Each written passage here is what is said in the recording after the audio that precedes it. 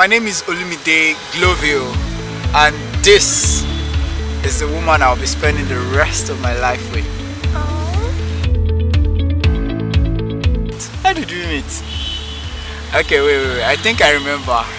Now, you see, I didn't actually see this girl until after 8 months we had been dating. I'm going to tell you the story. Okay. So, I was having a heartbreak as usual back then. They were always playing me. I don't know what I did, but I was having a heartbreak as usual, and this friend came up to me, Leye, shout out to Leye. He was just like, guy, you can't kill yourself. Oh. This life, you no go die. Just take this girl, maybe do rebound. I say okay, let's see what happens. It was days of BBM, and then I got a pin, and so we started talking. He added me on BBM. I was indifferent about him. I was like, okay. I just chatted her up like, hey, what's up? How you doing? I think I said something. I said something to her. I said, my name is Olumide, and I like you, and I think I want you to be my wife. Right? Yeah. I don't know. I just wanted to, okay. I just wanted to make an impression. But who is this guy that just, the first thing you're telling me is you want to be my husband, you just want to marry me. You don't even know me from anywhere, and then, okay, let me just keep him there. Let him just be there, you know. So we got talking, and then we really fought. Like, I think the fight we are going to fight for our lifetime, we fought it before we started. Like, we fought, man. And then we were always fighting. He was always bringing up some stuff that I'm like, guy, leave me alone now. Leave me alone. But then it was consistent. He kept on coming, and we can't have a conversation without him reminding me that, Dami, I love you, Dami, I want you to be my wife, Dami blah, yada yada yada. But then that's someone that was supposed to be a rebound. Imagine. This is as far back as 2013. 13, yeah. Yes, 2013. I think it was around December or so. No, it was January. Sure. January, yes. I knew it was around festive period somehow, but well, I wanted to make an impression because I knew BBM. Before, if you don't say something striking, they will just delete you like rapture. But I just told her, hello Dami, I would like you to be my wife. And you know, like usual, you're like, who is this guy? Who the hell are you? Where did you come from? So we were just trying to, you know, patch things up, make things happen, and from there we officially met via BBM, and not until after 8 months then I finally saw her. But then I just, okay, let's just be friends first. And then we started, then we decided to see each other. And the first time I saw him, I was indifferent. I just saw him that, okay, he's just, you know, normal regular guy. And then not Prince Charming. And then we got home, and then we got talking, and I think we kissed. Yeah. Accidental kissing. But she premeditated it anyways. And that was it. I decided to go out with Olumide because at that time there were other guys, you know, as a Unilag babe. There were other guys on my case, and then I actually did shakara for all of them. There was this big head that was consistent. It was just there. It was just there, and then all over my face, send me your pictures, you send me pictures. My God. Okay. I just gave it a shot, and that was it. Okay, well, Dami came into the story of my life as that girl that I could use to drive out my sorrow. And when I saw her picture, the first picture I saw of her, I don't know, she was gorgeous. Like, she didn't deserve it.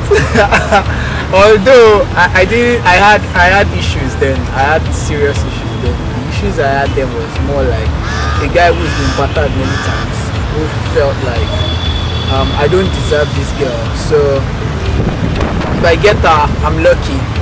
You know, I actually dated a girl before who felt I was not fine and that I needed to be as handsome as Omarion before she could date me. So that kind of battered my self-esteem to a large extent. So when I was going to meet Dami, when I was going to talk to her the first time, I did not think that she would like me that much, but I wanted to make an impression all the same. Like, I knew that, okay, BBM, I wasn't using my picture of my DP then, but I just knew I needed to show this girl something other than my face.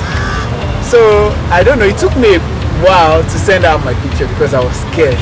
Like, I was scared. So, I eventually sent her, and that day I'd done it to a point where I told myself, if this girl does not like me, I'm just going to move. I won't let this relationship get to a point where she will break my heart. So when I sent her the first picture, and I was expecting her, when I sent her actually, I logged off. I switched off my data. It was in the morning, so I switched off my data. I was like, oh, in the afternoon I'll come and check what this girl has said. So, but my mind around 11, my mind was like, just open this thing, just check. So when I opened, I was like, how far? She hadn't said anything. I was like, how far? Have you seen my picture? She said yes. So what do you think? I was like, nothing. Like, what do you think? Like, nothing. I was like, okay. Like this girl likes me. But then she hasn't said yes. She hasn't said anything to give me that chance. But I just kept on prodding. But she gave me that confidence, that first level confidence that okay, you're not bad, you're not ugly, you're not a guy that every girl should reject. So I started to like her. Like, this girl actually likes me. Wow, okay, apart from the fact that she's fine, I think she's human, she's humane. She gave me this, she made life easy for me, really. As much as she could be let me not say it so that she will not punch me here. But then, as much as she could be a pain in the neck, she was also, and she still is, someone I could talk to. And it was 8 months we talked every day. I can say that she's the only person since 2013 till now I have spoken to every day of my life. I don't think, even my mom, I don't know, I've not spoken to her every day of my life.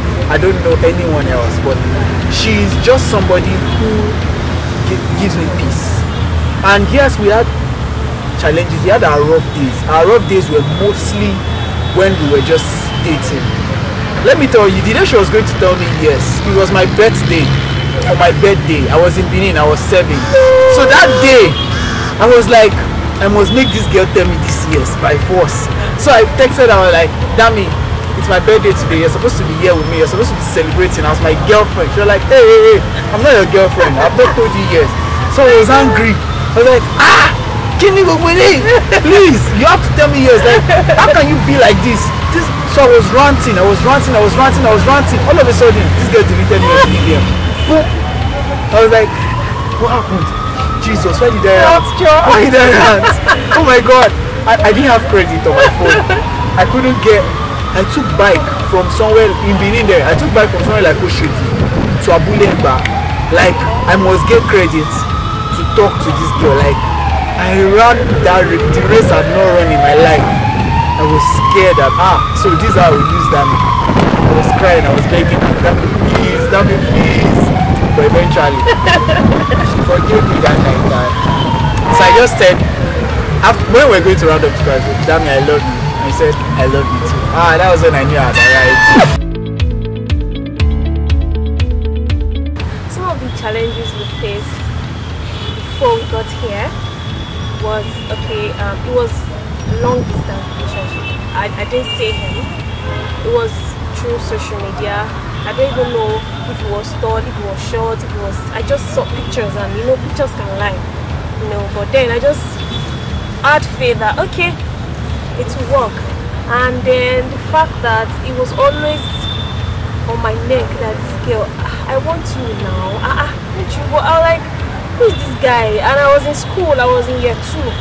I'll go for lectures, I'll be tired and I'll return, I'll see his long epistle. Jesus, he can write, my God. He would write and then I'm like, Jesus, who is this man? Get out. Like, he was always on my neck. And then we had challenges from my elder sister that, okay, she doesn't want us to be together, yada yada yada yada yada yada and all That's that. another story, But then, you know, from a family member telling you that, and someone you respect a lot, so it was really hard, but I don't know, we did it. We are here. Shout out to mommy. Mommy made this possible. Yeah, she made this possible. Yeah. As much as I didn't have Dami, I was still a prospective boyfriend, but I was quite jealous of her. I knew she had other guys, and I knew her sister, because we have the story of her sister, which we probably don't want to talk about, but I knew her sister was trying to get her with some other guys, and she kind of told me, because we started out as friends, so she was free to tell me a lot of stuff. So there was a time that I think she deliberately wanted to make me feel bad. So she was listing the number of boyfriends she had. My God. And I was really angry that night. Like, I was angry. Like, I think I said a lot of things that I'm not proud of right now. But that was our first major fight. Yeah. We were fighting not even as boyfriends. We were fighting as potential boyfriend and girlfriend. And most of what we actually fought about were as potential boyfriend and girlfriend. The moment we started dating, I don't know, our fights have been chicken and dog fights. You fight now, in 10 minutes you are talking again, because you can't just stay angry for long. And even days that we've had genuine reasons to be angry, I just can't go to bed knowing that I'm still fighting with Dami. So even if it's 11:59, I'll just call her up and say, Dami, okay, let's talk about this and then let's get it done. So I think somehow one thing that has helped me is that I'm always willing to take the blame, to make things right. I'm always willing to say sorry, which of course most of the time I feel I'm not just saying sorry because I need to say sorry. I'm saying sorry because there's actually something to be sorry about. You get? So yeah, actually at fault.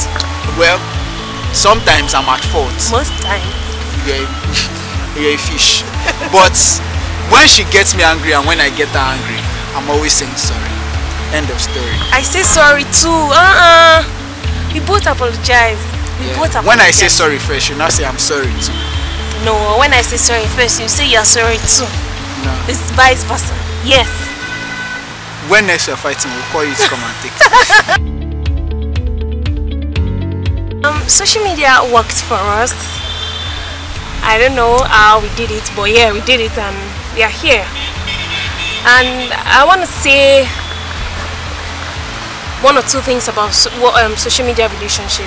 I feel because of the things that happen on social media, you know, meeting a guy on Facebook or on Twitter or whatever, and then it goes the wrong way, you get, and then the people that are involved come on social media to rant and say, okay, this happened, I met him through social media, I went to see him, and one or two things happened, and then this gets into people's head and they just feel that it's just wrong to meet somebody on social media and then follow the person home or start a relationship. Because then I had a couple of friends that told me that, do you know what this guy is even doing where he is?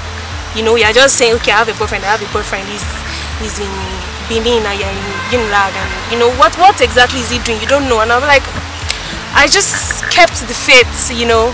I believed in what we have, and then that's it. I think social media relationship still works, you know, depending on the people that are involved. You know, you can't say everybody are bad, or you get, at least I met the love of my life on BBM and he's not a bad person. Here we are. So I don't know, just have the faith and know the person you're into, know the person you're talking to every day, you know. I think that's just it. That's just it. Okay, if I'm going to say something, I think she said something very important. Relationships are not about where you met. They are about who you are. Who are you? Are you a good person? or are you a bad person? If you're a good person, you have a good relationship. If you're a bad person, you will have a bad relationship. So I think for us, there are two things here: meeting on social media and putting your relationship on social media. I think both of them kind of worked out for us. Okay, I want to advise you guys. Okay, you're in love with this girl and you've been dating for how long? My advice to you is just to take the bold step. Although you have to consider a lot of things. You have to consider how you're standing. So do you have what it takes to move to the next level? Just do what makes you happy. Not all the you won't always get your lady to understand all the time, but you need to communicate all the time. Communication is strong. Let her know, oh, we should be getting married by now. If I'm not asking you to marry me right now, it's not because I don't want to marry you. It's because this and this and this are not yet there. But then I'm working towards it. You don't just tell a woman that this and this and this are not yet there. You have to make her believe in you at all times. This is why it's not happening, and this is what I am doing to make it happen. Love is real, and it can be big. It can be bigger than even what you think. It can get to that destination you're always thinking of, but don't just do it alone. Don't believe that she should understand. Not everyone will understand if you're not telling them what you understand. So communication is very important for you as a guy. That's my advice for you.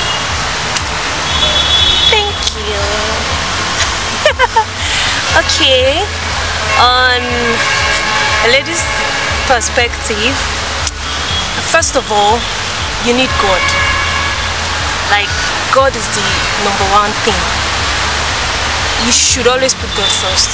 Nobody will tell you that it's beautiful on the other end or it's rosy. It's not that way. We've had our share of, fights, challenges, but then when you put God first, I don't know, I believe every other thing just follow. And then you just need to trust yourself. Trust it. I don't know how to explain it, but you just have to trust yourself that, okay, this is it, this is how we're gonna go, and just trust him that, okay, I believe that we're gonna do this and we're gonna do it. I don't know, I feel that's just to put God first, trust each other, communicate, love each other, and then you should be fine. Olumide Lawrence Odeyemi, my God. I can't believe we are here right now, like taking this decision right now. But then Olumide is, I don't know if I should say everything. People might think I'm kind of, but then Olumide is everything. Olumide is strong. Olumide is kind. He has a, I don't know, large heart doesn't cut it. Olumide wants to carry everybody along. Who does that? My God. He thinks about everybody and then he just wants to carry everybody, and everybody must survive. Everybody must make it. Everybody must be there, Olumide is like, I don't know, my father, my elder brother. He talks to me sometimes, yeah, he talks to me like he's talking to his younger sister. And then, when you have someone like that, if you are going astray, you trace your steps like, oh my God, Olumide has stopped me, let me just be cool and be serious. Olumide is everything. Olumide is an amazing person. I can't keep going on and on and on, but then I don't know, but my God, Olumide is amazing. I'm just blessed, despite all my shakara and everything, and I'm still here. But I'm blessed to have Olumide in my life, and then I can't wait, to say that word. I do. Damilola Darasimi Ogundele happens to be the biggest gift, human gift I received from God. I remember telling her one day that I'm going to name you Oluwashikemi because you are God's greatest gift to me, and I mean that in every sense of the word, because ever since I met her, I kind of have experienced an organized life. Someone who inspires you even when she's not trying to inspire you. Someone who makes you, you know, just do things the right way, just by the virtue of the fact that you have her in her life. She's not even trying to say, hey, you are doing it wrong, but the fact that you just think of the fact that Dami is in my life, I have to do it right. So she's someone who gives me peace. When I talk about peace, I don't have to be scared whenever she's coming around. I don't have to worry about anything. She doesn't give me problems, unlike my previous relationships, you know. And she's just an angel to me, in every sense of the word. So I don't know. I think I made the best decision, the rightest decision to spend the rest of my life with her, and I can't wait to, you know, see what it feels like being the husband of Damilola and Darasimi, and then giving her my surname.